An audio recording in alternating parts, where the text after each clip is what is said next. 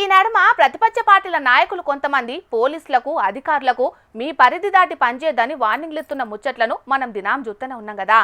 ఇగియాల ఏకంగా అధికార party ఎమ్మెల్యేనే warning ఇచ్చిండు. మరి ఆ ఎమ్మెల్యే ఎవరు, ఎందుకు వార్నింగ్ ఇచ్చిండో పురాగా తెలవాలంటే ఈ వార్త చూడాల్సిందే. నేను మాటిస్తున్నా 100% పార్శ్వాలతో కొట్లాడ చేస్తా. తప్పకుండా పార్శ్వాలు ఎవరైనా అతిగా ప్రవర్తిస్తే బాగుంటుందని ఈ సందర్భంగా హెచ్చరిస్తున్నా. కలెక్టర్ గారు కూడా విజ్ఞప్తి చేస్తున్నా, నా ప్రాంతంలో ఎవరైనా పూర్వభూమి రైతులు కావచ్చు, ఈ ప్రాంతంలోనే యాదవ్ సోదరులే కావచ్చు, గొర్రెలు బర్రెలు మేపడానికి అడవికి వెళ్తే, లేకపోతే మేదరోళ్ళు అడవికి వెళ్తే, ఎవరైనా కట్టెల కోసం లోపలికి వెళ్తే అలాంటి వాళ్ళని పార్శ్వాలు ఇబ్బంది పెడితే, మొన్న చూసిన కదా ఎక్కడ సిరిచెల్మ మూల్తానే ఏం చేశారు, తిరుగుబాటు చేశారు. అలాంటి తిరుగుబాటే మా బిడ్డలు కూడా చేస్తారు. దానికి నేనే నాయకత్వం వహిస్తా. ఇన్న రానుల్లా ఖానాపూర్ ఎమ్మెల్యే వెడ్మా బొజ్జు పటేలు ఎట్లా గరానికి వచ్చిండో. ఇక అసలు ముచ్చట ఏంటిదంటే కవ్వాల్ టైగర్ జోన్ లా ఆంక్షల పేరుతోని అమాయక ఆదివాసీలను ఫారెస్ట్ అధికారులు గోస ఉచ్చుకుంటున్నారట. సీదా ఎమ్మెల్యేనే జర గట్టిగానే చెప్పినా కూడా వాళ్ళ పద్ధతి మార్చుకుంటలేరట. అందుకే ఇవాళ ఈ రేంజ్ లో ఫైర్ అయ్యిండు.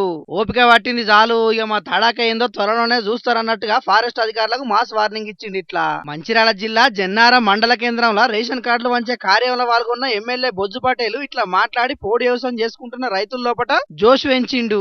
ఇదే కాదు, ఇంకో అడుగు ముంగడికేసి ఈ ప్రాంతానికి ఎవరు అన్యాయం చేసినా నేను చూస్తుండే వ్యక్తిని కాదు. అందుకే మొన్న పార్టీ విషయంలో కూడా రాష్ట్ర ప్రభుత్వం ఆ జీవని అభ్యాసంలో పెట్టేసింది. ఆ జీవితం ముందుకు సాగదు. ఒకవేళ ఈ ప్రభుత్వం ఉండి ఆ జీవని మళ్ళీ స్టార్ట్ చేస్తే మొట్టమొదటి రాజీనామా చేసి అధికార పార్టీ నుండి నేనే రాజీనామా చేస్తే నేను మాటిచ్చాను. ఇట్లా ఆదివాసీలకు భరోసా ఇచ్చిండు బొజ్జు సారు. కవ్వాల అభయారణ్యం పరిధిలా పశువుల కాపర్లు అడవిలకు పోతే అటవీ శాఖ సిబ్బంది వాళ్ళని ఇబ్బంది పెడితే చూసుకుంటా కూకోను, తుక్కు తుక్కు కింద కొడతామని ఓ రేంజ్ లో వార్నింగ్ ఇచ్చిండు. ఇక ఇంద్రామీన్లకి ఇసుకిచ్చే ముచ్చట్ల కూడా ఇబ్బంది పెట్టదని అధికారులకు చెప్పిండు.